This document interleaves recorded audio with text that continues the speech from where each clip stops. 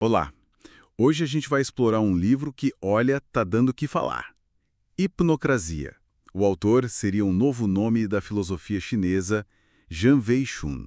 Isso. E a premissa é forte, né? Diz que vivemos numa era onde o poder manipula, assim, diretamente a nossa percepção da realidade. Exato. O tradutor Andrea Colamediti, na nota dele, chega a comparar o Shun com gente como Baudrillard, Byung-Chul Han. Pesos pesados. Sim, diz que o livro é tipo um mapa inédito do poder hoje. Então, a ideia é a gente tentar entender os conceitos principais aqui. Beleza. E qual seria o conceito central mesmo? Hipnocrasia. É, hipnocrasia.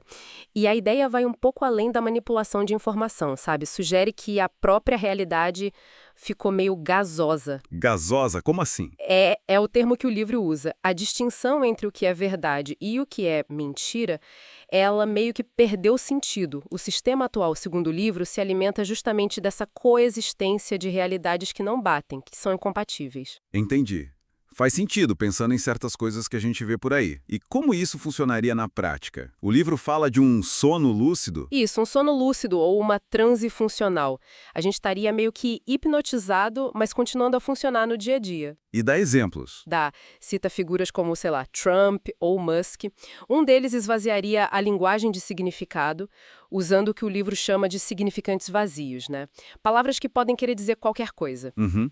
E o outro meio que inunda a gente com promessas utópicas, mirabolantes, né? Modulando nossos desejos, colonizando o inconsciente. E o mais doido é que as contradições deles parecem que fortalecem, né? Não enfraquecem. Exatamente. Apontar a incoerência parece que só reforça a hipnose. É um sinal, para o livro, da perfeita hipnose. E qual o papel do capitalismo digital nisso tudo? Fundamental. O livro diz que ele é um motor disso. E tem uma sacada interessante. As plataformas não venderiam só publicidade. Venderiam o que então? Venderiam estados alterados de consciência. Os algoritmos são descritos como tecnologias hipnóticas de massa. Uau, forte isso. Quer dizer, cada scroll, cada notificação... É uma indução, uma microindução hipnótica. Tipo, Uber não venderia só a viagem, mas o sonho de ser seu próprio chefe, entende? Saquei.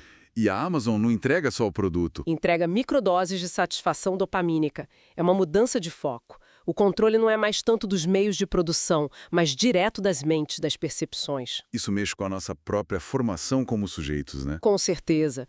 O livro argumenta que a gente não é só vítima passiva. A gente se coproduz nessa relação simbiótica com o digital. Como assim? Coproduz? Nossa atenção fica fragmentada, as emoções são medidas, o corpo vira uma interface.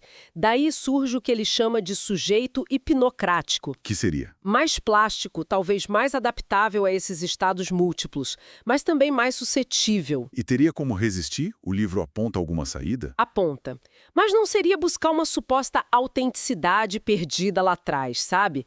Seria mais desenvolver uma literacy da realidade. Uma alfabetização para a realidade. Tipo, aprender a ler esses estados. Exato. Uma capacidade de navegar conscientemente por esses estados alterados, por essas realidades múltiplas. E onde entra a inteligência artificial nisso? O ChatGPT, Midjourney? Aí a coisa fica ainda mais complexa. A IA generativa é vista como a ferramenta que aperfeiçoa esse poder hipnocrático. Como? Porque ela consegue gerar múltiplas versões super plausíveis da realidade e, ao mesmo tempo, e aí vem a ideia da metatrans, Metatrans. personalizadas para cada um. Caramba. E o livro até usa a IA para se analisar. Você mencionou a Claude. Isso. Tem uma análise feita pela IA Claude 3.5 Sonnet sobre o próprio livro incluída nele, e a IA nota a natureza recursiva da obra. Recursiva. Como se o livro estivesse falando dele mesmo, do processo que o criou. Exatamente. E isso, assim, nos leva a um ponto onde a história fica realmente interessante. Lembra do autor que a gente falou no começo? O Jian Weixun. Lembro, o filósofo chinês. Então, ele não existe. Como assim não existe? O livro Hipnocrasia foi todo escrito pelo Andrea Colamediti, o tradutor, com a ajuda de inteligência artificial. Peraí, o tradutor inventou o autor e escreveu o livro com IA. Exato. É quase uma aplicação prática de um conceito do próprio livro, o tal experimento de Berlim. Criar um autor e obra fictícios que ganham vida. A criação do livro é, ela mesma, um ato hipnocrático. Meu Deus. Tá, então, o que isso significa pra gente? Um livro sobre manipulação da realidade, sobre IA, escrito por IA, dirigido por um humano fingindo ser outro. Pois é. A forma não só espelha o conteúdo, a forma é o conteúdo. Isso invalida as ideias do livro ou dá uma camada a mais de significado? Fica até difícil saber. E se a gente pensar um pouco mais, essa nossa conversa aqui agora, analisando esse livro, Que foi escrito por IA. discutindo a manipulação pela IA. E essa nossa análise também é um produto gerado a partir de ferramentas de IA, né, para organizar as ideias, o roteiro. Nossa, é verdade. A própria discussão vira um exemplo do fenômeno que a gente está discutindo.